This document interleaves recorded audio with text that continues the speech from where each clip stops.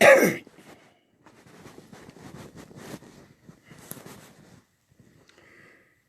afternoon, everybody.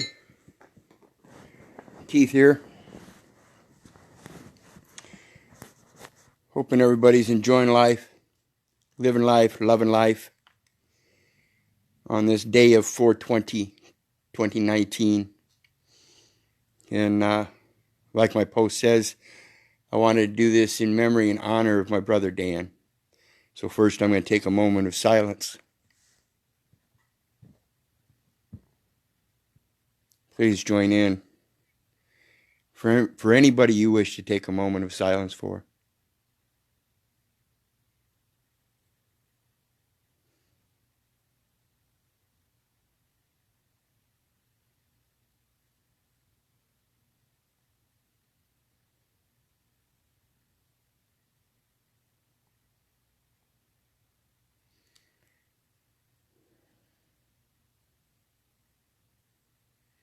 And you know, silence is a deadly weapon.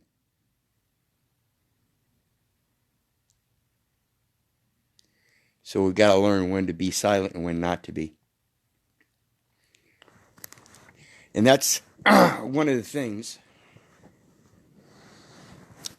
that I remember the best about Dan. See, when I was growing up as a kid, my mom and dad always impressed this thing on me about lying. Because, see, you first tell your first lie, and then you tell a second lie to cover up the first lie. And then you tell a third lie to cover up those lies. And so you keep lying until you get caught. And that's a good concept, and it's a good angle to look at it. But Dan helped me to see how to think about lying in a different perspective. And that was always telling the truth. So that when other people were lying through their silence, I could hold up the truth by speaking it. And so we have to learn, and this is why I say it's my experiences, and it's my truth.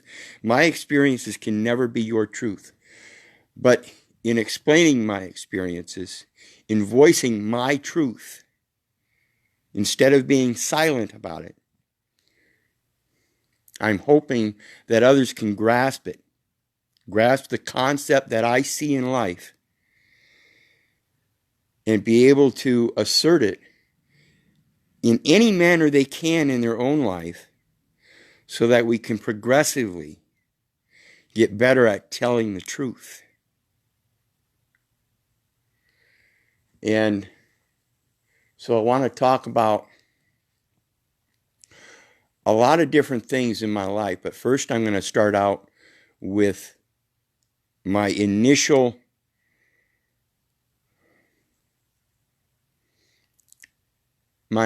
concerns about life in general and how they affected me was when I committed my first and only crime I've ever committed in my life. And it was, in fact, classified as a second-degree robbery. Should have been a simple fifth-degree theft by their standards, but they convinced a witness to get on the stand and say that they were in fear of their life, as I was off and gone already. Now, again, like I said, this is way back in my younger years when I was barely an adult, and I learned my lesson, and that was the point where something said, wait a minute. Because if I truly didn't commit a robbery, which includes a weapon, then it shouldn't be a robbery. And so the classification was automatically upped simply because somebody was able to say that they were in fear of their life because somebody else convinced them to, so that they could keep the charges that they initially charged me with. Now, that was the thing that clicked in my mind. And so I started questioning things. I was still silent. And in that process of questioning things, I started fixing little things in my life. And it started long before I started signing things UCC 1-308. I learned about income taxes long ago when I first got out of prison from that second-degree robbery sentence and started my own business. I worked for a local packing company, traveling 45 minutes back and forth every day, working my ass off, taking every shift I could, and came up with enough money to rent an office space and start my own sales, advertising, and marketing. And started doing contracts as an independent contractor.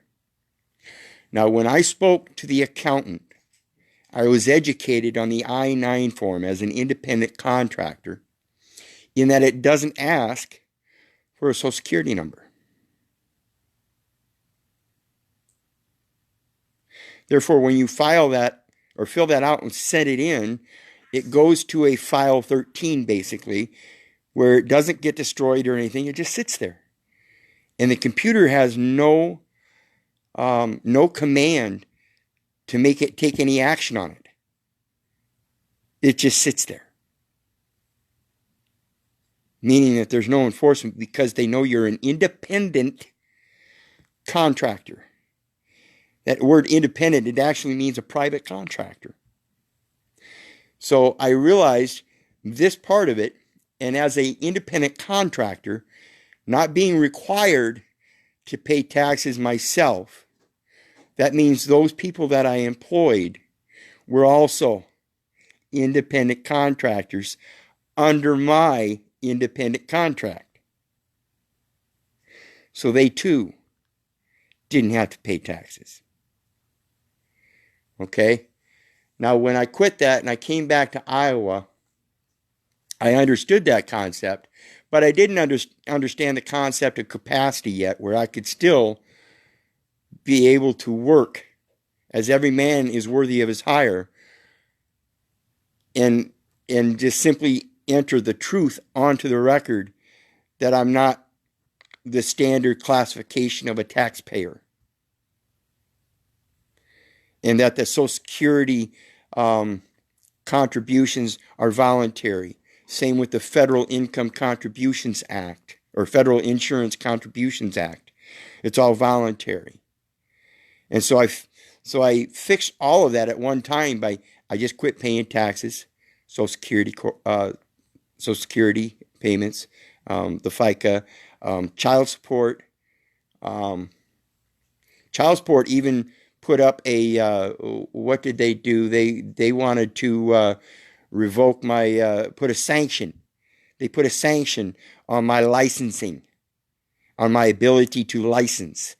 And the only two things that they sanctioned, according to the license, is a driver license and a fishing license or hunting license.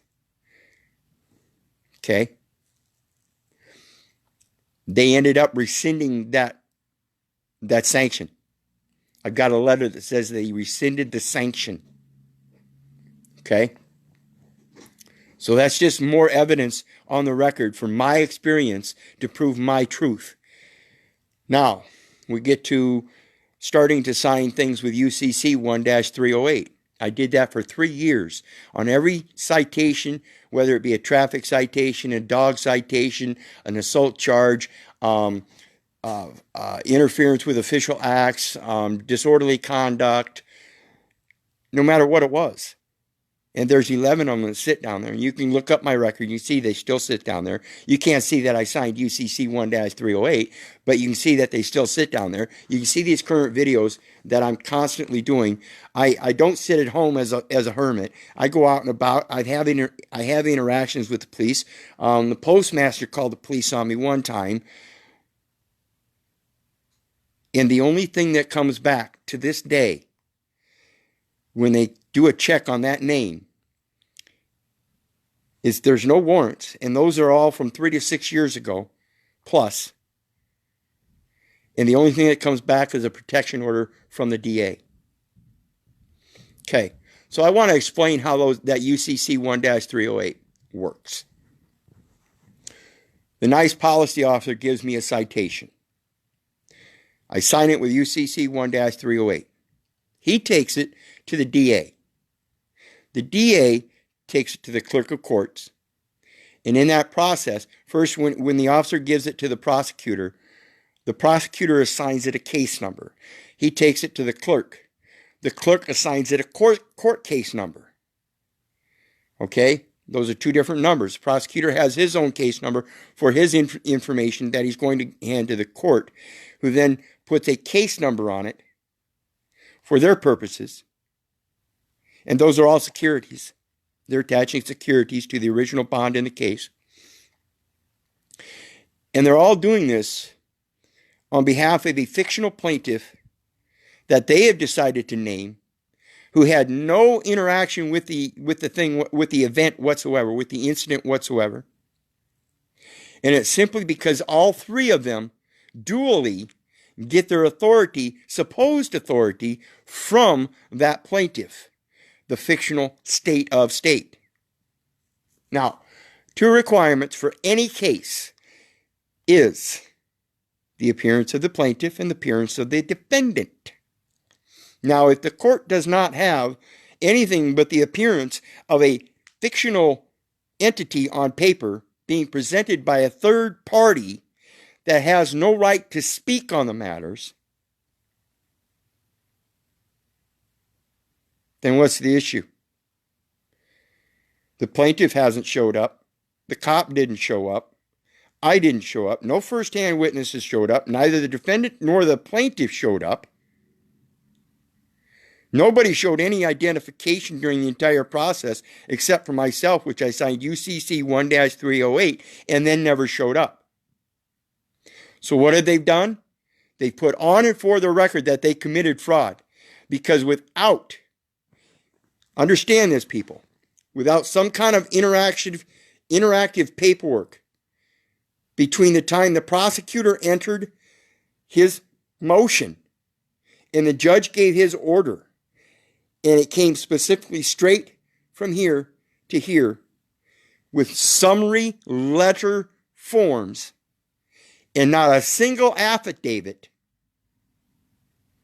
they have proven on and for the record intrinsic fraud, fraud upon the court, fraud upon the people, fraud upon the man, and attempted fraud upon many. See what I'm getting at, folks?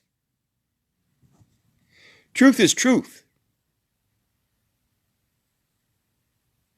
Got to know how to speak it, where to speak it, when to speak it.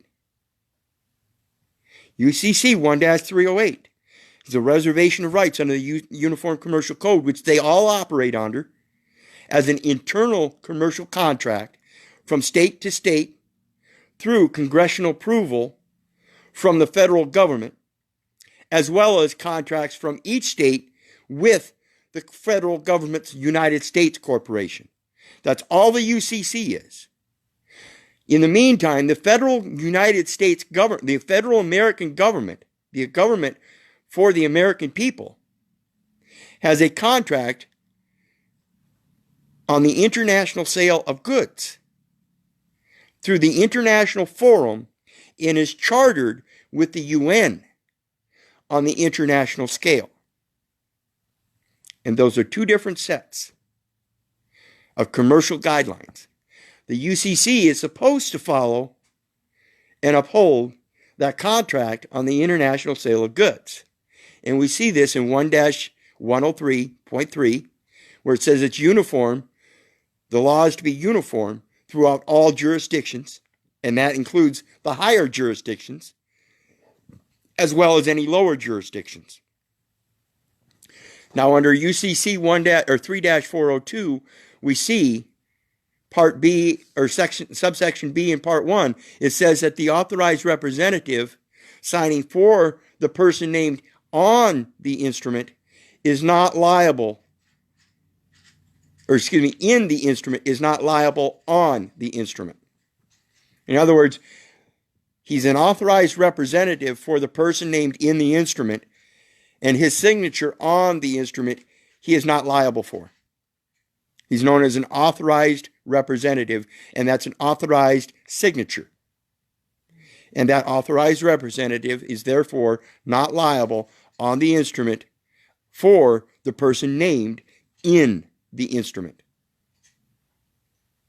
So no matter how they want to name it throughout any process, I am not liable as the authorized representative of any person they wish to create and assume, presume, and imply that I am the authorized representative of. Purely. Plain and simple. And so when we see this stuff,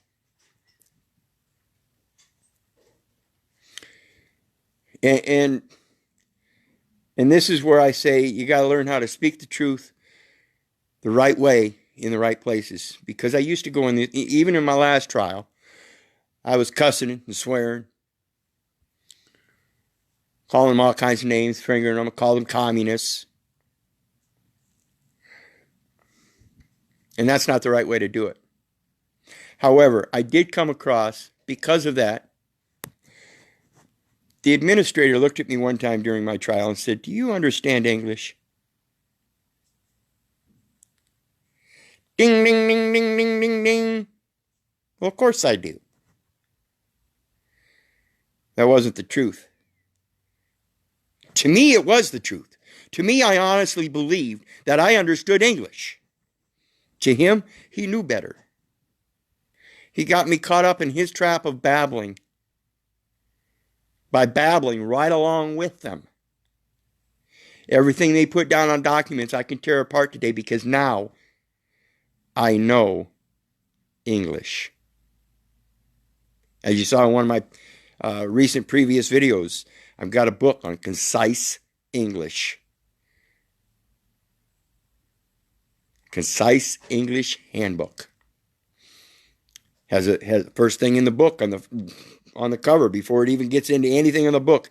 It's got a proofreading set of initials for proofreading, symbols that you use to mark on proofreading a document. And that's what I do from now on.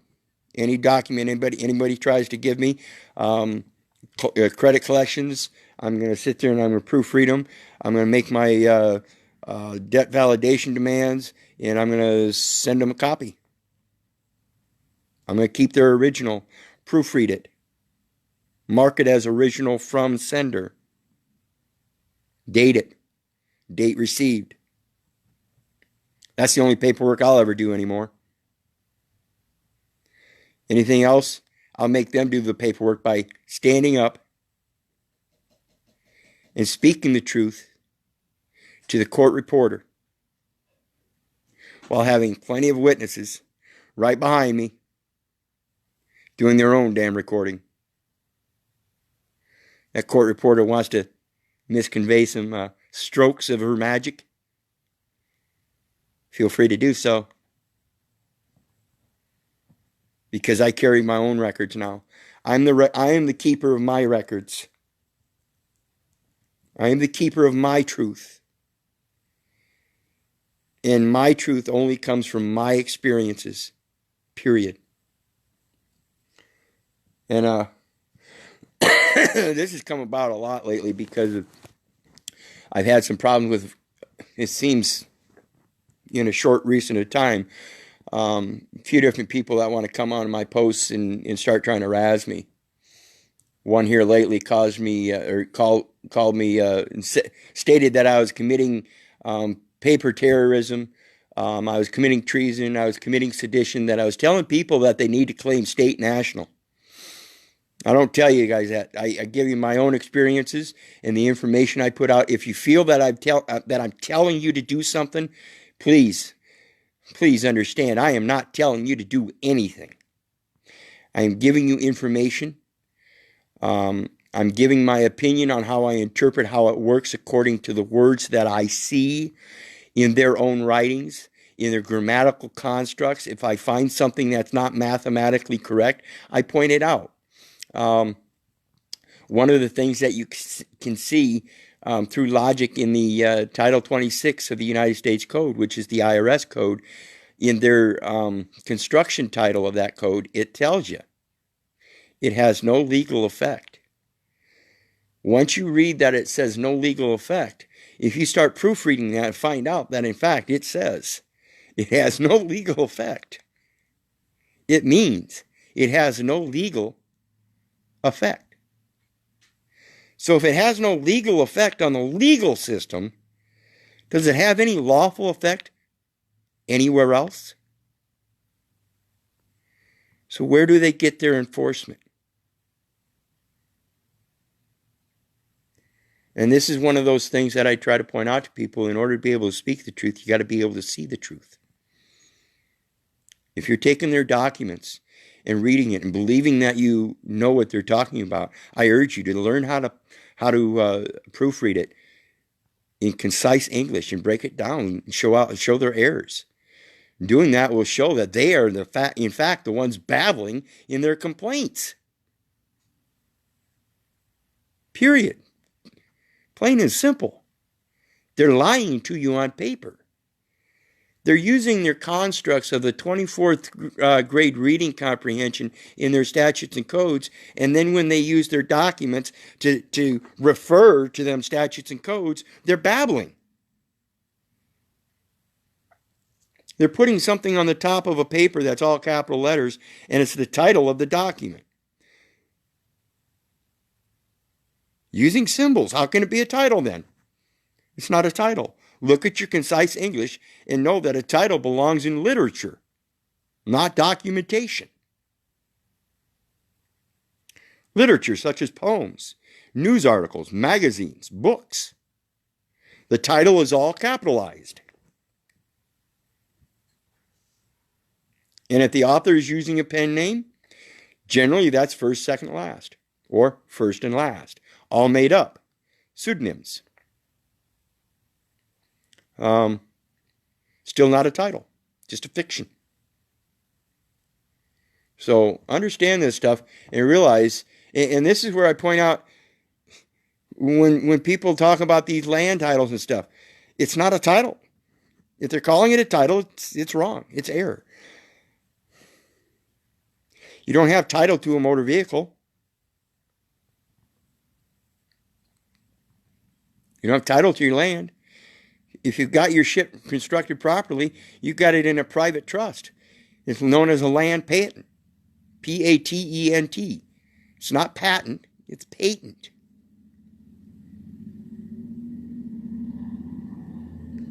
And this is all the stuff that you got to break down. That's why I urge people to start learning the words. You're using them and you don't even know what you're using. Defend. People have used this word so long that they think they know what it means, and when you see defendant on the paper, you think it's your responsibility to get up and defend them. You're the authorized representative. Understand, it all comes from the word fend, which originally comes from fencing. You must fend yourself. Okay? You're not here to defend anybody. If you're here to defend somebody, you're here to take their ability to defend for themselves. And then so when we look at the word defendant, we now see the word fend has a prefix and a suffix. So the word fend as an action word has been changed to a defend, an oppositional action word, because it's added a prefix, changing the meaning. And now it's added a suffix, and it's no longer even an action word. It's a past tense saying that that person is defended already. That person has already been defended because now he is a defendant. Just like a complainant. He already filed a complaint. Just like a claimant, he already filed a claim. It has already been done. The action has already started. So comprehend this stuff, people. They're telling you the case is already over.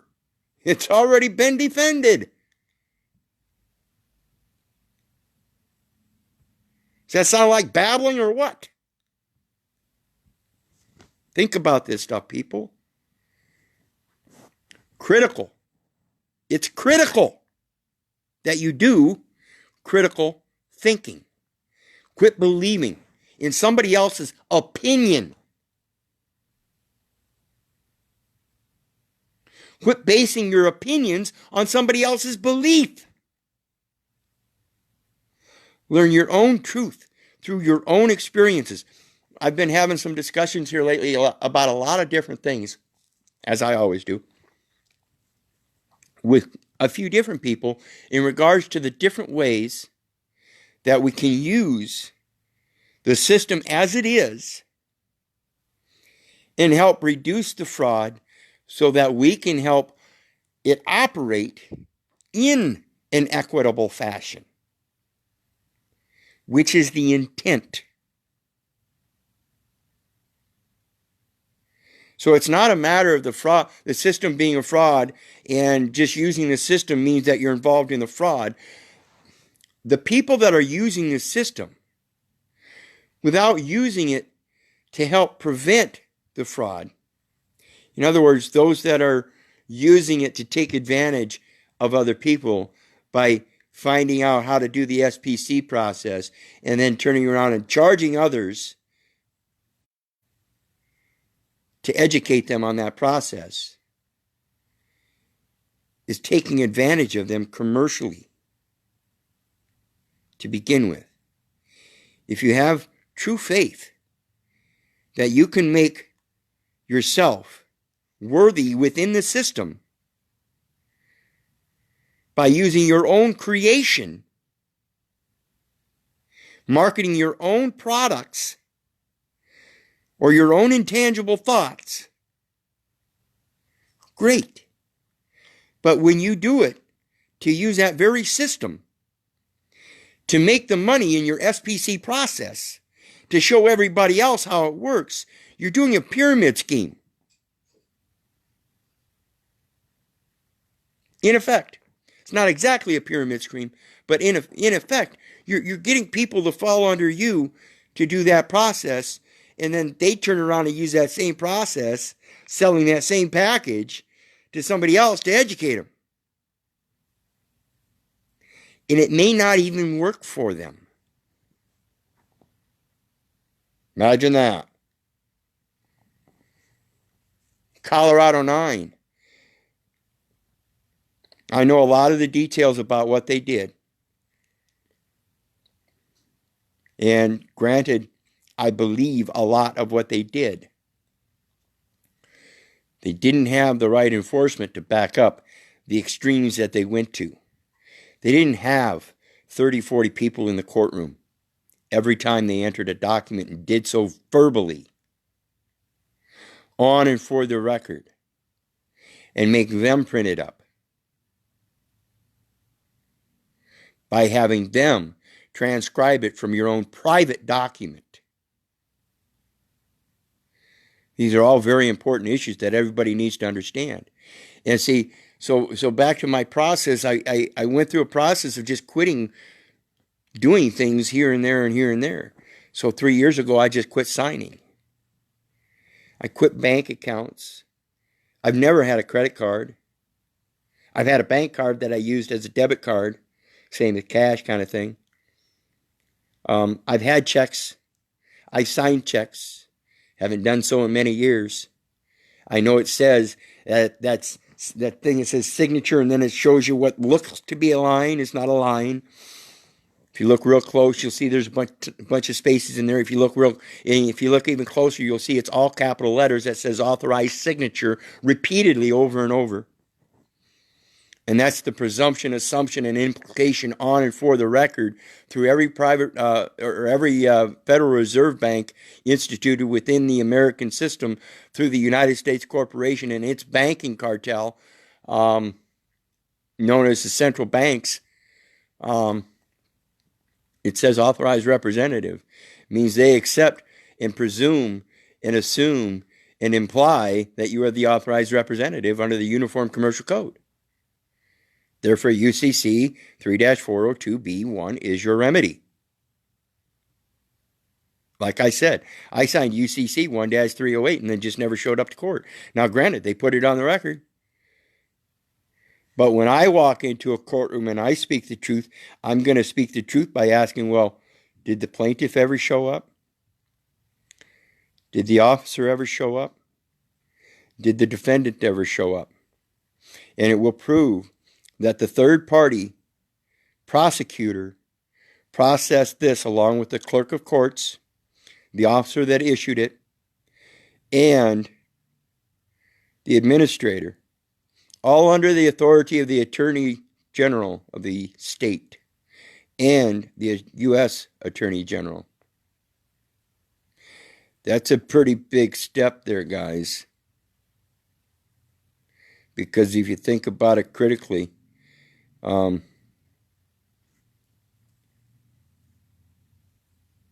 they asked me to put my signature on a document that they produce in those proceedings. Then why aren't they asking the plaintiff to sign the agreement or the officer to sign the agreement? Why is it the third party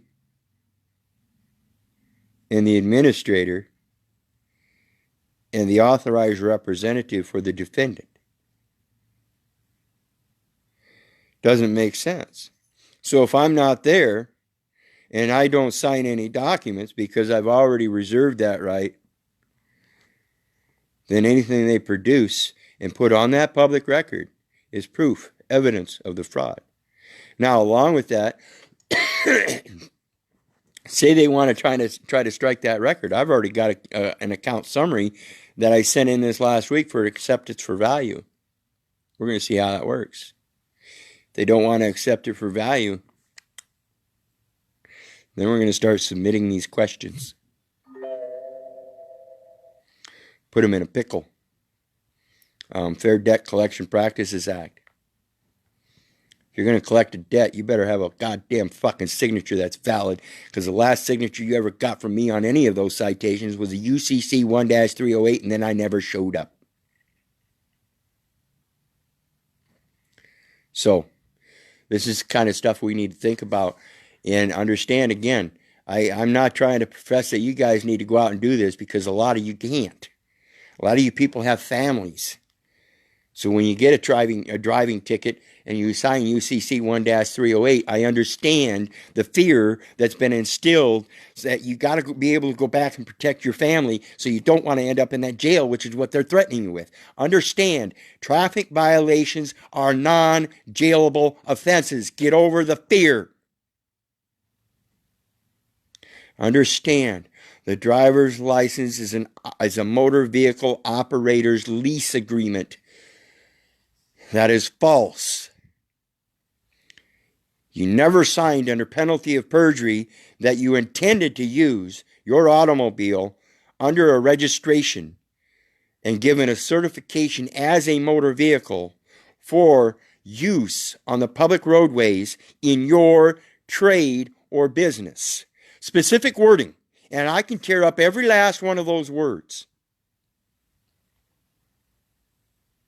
Registration is where you register an automobile as a motor vehicle for the intents and purposes of using it for trade or business. The certification is a certification from the state saying that they now claim title of ownership, which is only 1/10 of the law. Possession 9/10. And they clarify this by stating that you remain the owner, and as owner, 9/10 of the law, possession, you remain liable for its use at least 50% of the time of its use for your trade or business.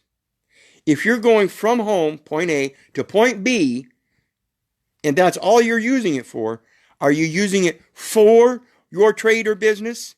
Or are you using it outside of your trade or business so you can perform your trade or business? And see, this is all the stuff you just got to learn and point out to them.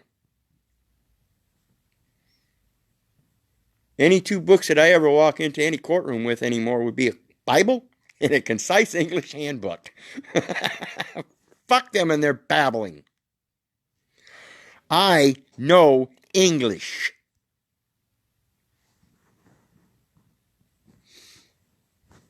I know my truth. I know my experience. And I don't know English perfectly, but I certainly have a handbook I'm going to keep in hand. You can't overwrite what has been history longer than their laws. Think about it. Put any English lit major on the stand and they'll testify with you and for you that what they put out in those documents is babbling. Let's take the word endorsement. I spoke to a couple people about that today. Endorsement, E-N, and I spoke about it before on video. E-N-D-O-R-S-E-M-E-N-T.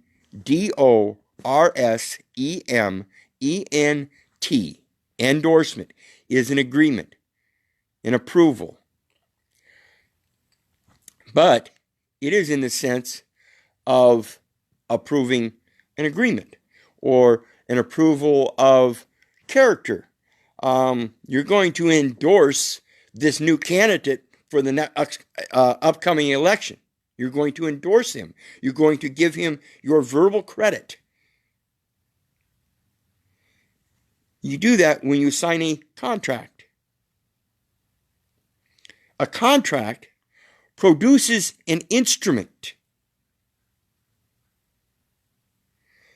A loan is a contract where you sign, produces an instrument, but in that contract, you've endorsed and agreed to the part that gives the bank authority to endorse the promissory note.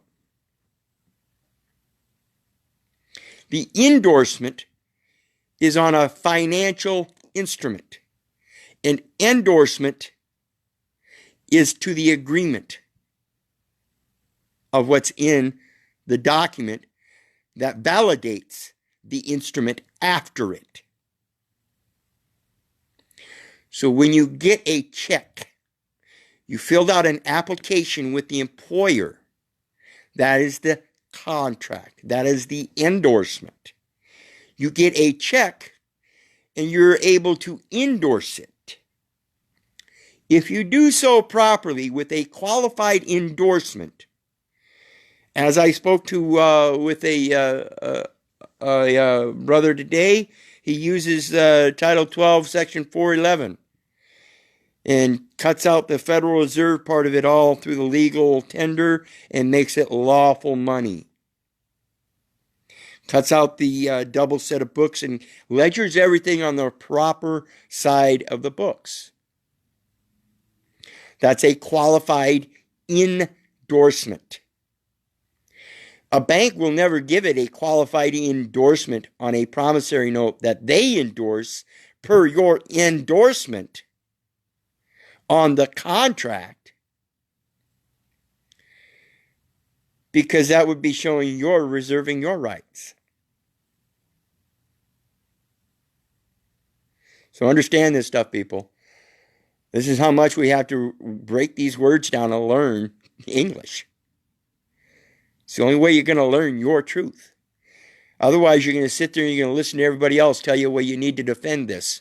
No, you don't. You need to fend for yourself. When you defend something, you're taking its ability to fend for itself. It's an obtrusive manner. It's offensive, oppressive to defend somebody. And the defendant has already been defended, and it's clarified by calling him a defendant.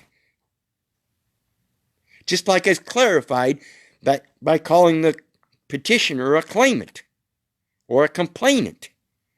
They've already complained. They've already claimed. Understand the construction of the words. Like I said, it's all mathematical.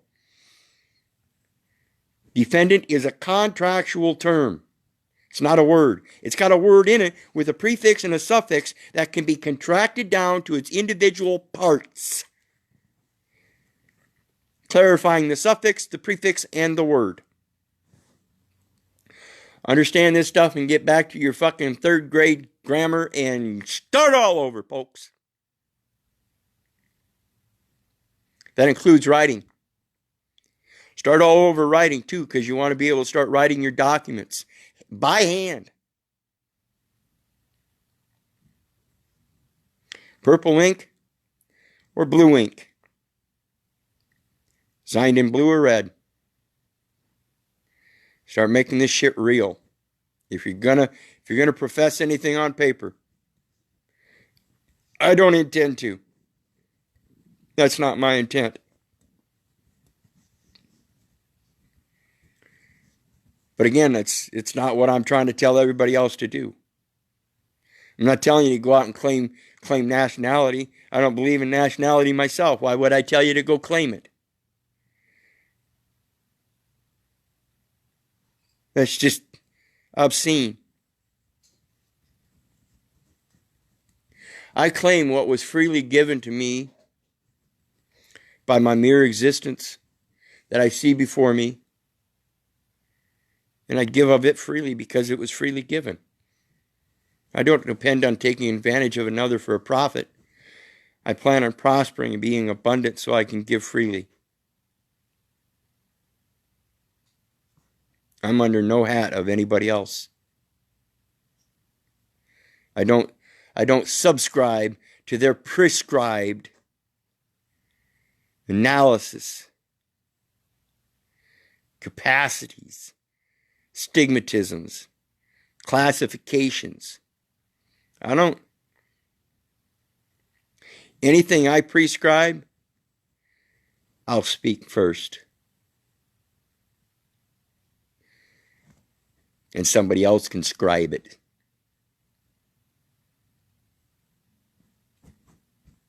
Anyway, that's one of the things that Dan helped me understand about lying. There's a much better perspective to look at lying, and that is truth. Learn everything you can about truth. And the lies are just blatant. You see them immediately. And you no longer have the fear of that lie. Because now you're well informed. Informed.